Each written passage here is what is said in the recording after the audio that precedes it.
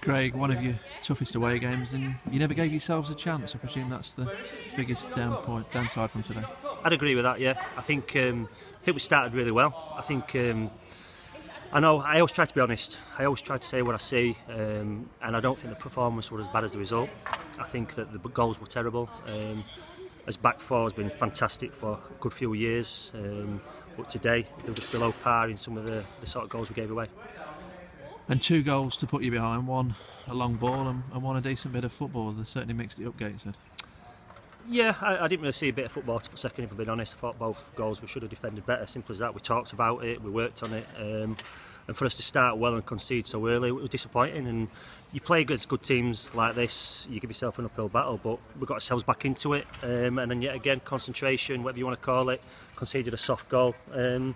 Strange game, so yeah, disappointed. Is that a massive disappointment for you as well? You got yourselves back in it, real sniff, just before half time, and then 45 seconds, I think it was later, it was back to 2 goals. Yeah, exactly. I think, like I said, Fraser were doing really well. We were getting in, we were getting chances ourselves. I didn't really feel under too much pressure, but I think they went in our box 2 or 3 times and scored. It was one of them sort of days that sort of happens, and like I said, it's unusual for us. It's usual for my teams. We're usually strong defensively, so we need to sort that out, because you concede goals, you're not going to win games. And really, virtually all the chances in the game ended up in the back of the net.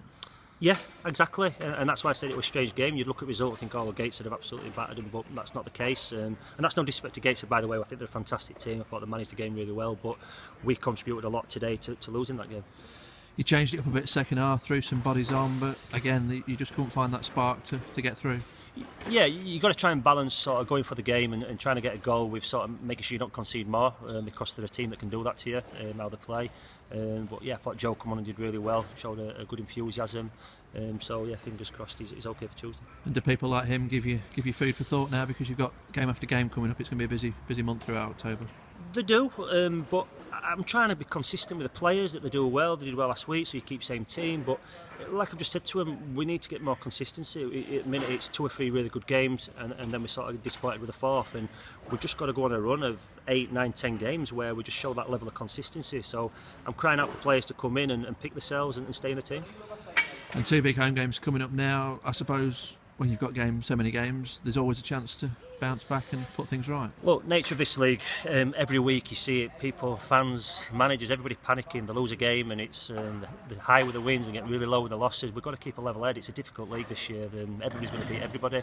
I do think we've played one of the better teams, no doubt. Up there we failed. But we've got to go and try and win the game on Tuesday. There's no doubt about that.